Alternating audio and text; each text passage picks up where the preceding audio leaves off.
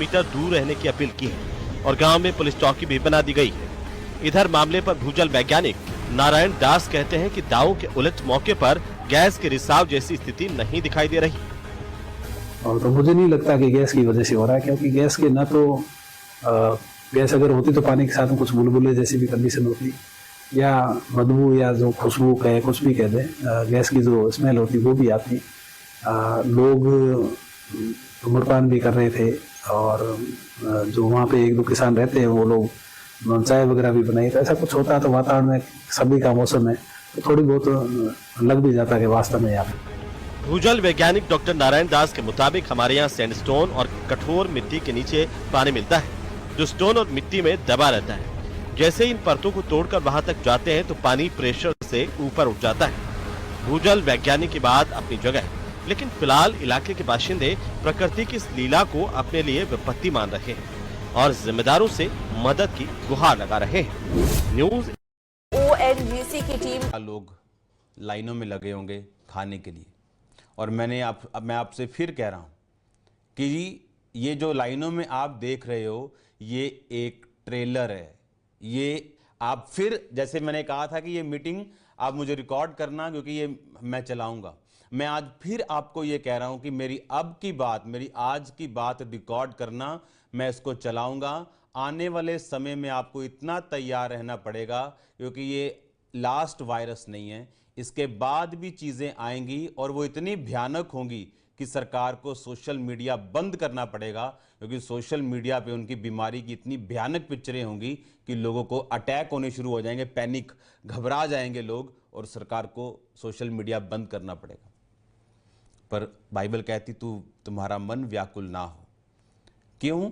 क्योंकि शैतान का मसीही लोगों के ऊपर, खुदावंद के लोगों के ऊपर कोई भी अधिकार नहीं।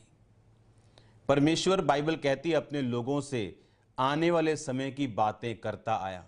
परमेश्वर ने कहा अब्राहम में से मैं कुछ छुपा के रखूं जो मैं करने वाला हूं। अब्राहम जो मेरा दोस्त है, बाइबल कहती वो अपने दासों पर अपना मर्म प्रकट किए बिना कुछ भी नहीं करेगा। परमेश्वर, जो मैं आपसे कह रहा हूं कि ये सिर्फ एक ट्रेलर है। आने वाले दिनों में लोग बेसिक्स के लिए लड़ेंगे, खाने के लिए लड़ाई होगी, राशन मिलना बहुत बड़ी प्रॉब्लम होगी, लेकिन ये अंतिम दिन होंगे जब कलीसिया उठा ली जाएगी और उसके बाद का ये सीन होगा, और परमेश्वर आपको दिखा रहे हैं। तो God bless you all of you. सबको जय मसीह की। मेरे भाइयों, मेरी बहनों और मेरे फ्रेंड्स, मैं आज आप सबके लिए एक ऐसा वचन लेके आऊं जिसकी वजह से आप लोग अनंत जीवन और उद्धार तो पा ही सकते हैं, साथ साथ आप एक जीवन में लीडर भी बन सकते हैं और आप उसके साथ साथ अपने जीवन में सारी सफलता भी पा सकते हैं। और वही वचन आपके जीवन में आपको बहुत ऊपर भी लेके जाएगा। अगर इस वचन को आपको सुनना है तो परमेश्वर की इस बात को और इस वचन को गंभीरता से ले और इस वचन पे काम भी करें।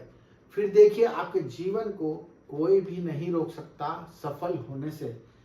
तो मैं आज अपने भाई बहनों को उनको बताना चाहता हूं जो अपने उस स्वभाव में है, जो स्वभाव उनको गिराया जा रहा है, वो उस गलत फहमियों में है, उन कल्चर में है, उन आदतों में फंसे हुए हैं जो वो जानते भी हैं पर उसके बाद भी वो उस चीज पर ध्यान नहीं दे पाते हैं और उसी के वजह से वो अपने जीवन को बिगाड़ते जा रहे हैं और बिगड़ने के साथ साथ वो उसे संभालने की भी कोशिश नहीं करते।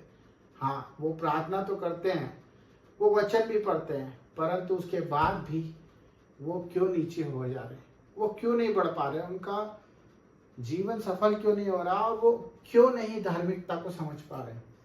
इन विषयों के लिए मैं आपको एक चीज बताना चाहता हूँ मेरे भाई बहनों, कि जो मसीह में आया है, जो चुना हुआ है, अगर उसका उद्धार नहीं हुआ तो वो किस तरह का मसीह कहलाएगा, वो कैसा मसीह कहलाएगा। कि अगर वो दुखों में है, वो सिर्फ अपने बारे में सोचता रहता है, वो रोता रहता है, वो सोचता है कि मैं और मेरा कब तक, वो मेरी जिंदगी, मेरा ये और मेरा घर और मेरा बाहर, वो परमेश्वर को जानता तो है परंतु परमेश्वर के वचन पे नहीं चल पा रहा। ये सबसे बड़ी हमारे अंदर एक तकलीफ आ जाती है जब हम लोग बुरी बुरी बुराइयों में, तकलीफों में पड़ जाते हैं और इसका एक ही वचन परमेश्वर ने हमें दिया है। अगर हम इस पे नियंत्रण से, एक नियम अनुसार अगर हम उस पर ध्यान देंगे तो हम परमेश्वर के उस वचन के साथ साथ अपनी जिंदगी को भी अच्छा देख पाएंगे और बुराइयों से बच जाएंगे। क्योंकि संघर्ष आपका बढ़ रहा है, क्योंकि परमेश्वर का वचन कहता है कि उन्होंने हमारा बोझ ले लिया है और उन्होंने अपना बोझ दे दिया जो कि हल्का है, क्योंकि वो निष्पाप थे और हमने पाप किए, परंतु परमेश्वर ने हमारे पापों की सजा क्रूस पर दी है, जान दे दी। हम कुछ नहीं दे सकते, उन्होंने जान दे दी। हम अपना एक रुपया देने में भी सोचेंगे, हम अपनी कमीज देने में भी सोचेंगे, उन्होंने जान दे दी। अगर इस बात पर आप विश्वास करते हैं कि उन्होंने हमारे लिए जान दी और उस चीज पे आप डरेंगे, सहमे रहेंगे कि परमेश्वर ने हमारे लिए दुख उठाया और हम किस तरह से उस चीज को भूल जाएं। अगर आप परमेश्वर में आ गए हैं और परमेश्वर को जानने लग गए हैं, तो वो बात मैं आपको बताने जा रहा हूँ, वो है अपने मुंह की चौकसी। यस मेरे भाई बहनों, अपने मुंह की चौकसी, मुंह की चौकीदारी करनी होगी, क्योंकि हमारे मुंह से जो निकलता है वही हमारे लिए हो जाता है। अगर हम इसको समझे, क्योंकि वचन कहता है कि मुंह की जो जीभ होती है वो हमारे जीवन की पतवार होती है। जिस तरह से गाड़ी की स्टीयरिंग होती है, उसी प्रकार हमारी जीभ अगर जरा से भी फिसली तो हमारी एक्सीडेंट हो जाता है, हमारा जीवन अंधकार में चला जाता है। अपनी जीभ को वश में करना ही जीवन में सफल होने का राज है। अपने मुंह को लगाम लगाना ही हमारे जीवन का वो होता है जो आशीषों की भंडार कर देता है, जो हमें पाप में नहीं पड़ने देता, रोगी नहीं होने देता, हमें बुराइयों से बचाता है। परंतु ये सब कैसे होगा? ये सब जब होगा जब हम अच्छी शिक्षा में रहेंगे, सच्ची शिक्षा में रहेंगे, परमेश्वर के वचन को सुनने वाले बनेंगे और वही वचन को बोलने वाले बनेंगे। अगर हम परमेश्वर के वचन को सुनेंगे और बोलेंगे तो हमारे मन में वही चलेगा। परंतु हम दुनियावी संगति में रहेंगे, दुनिया में घुसे रहेंगे, तो हम वही बात करेंगे जो दुनिया करती है। हमें लोगों के साथ रहना है, परंतु परमेश्वर की सुनना है।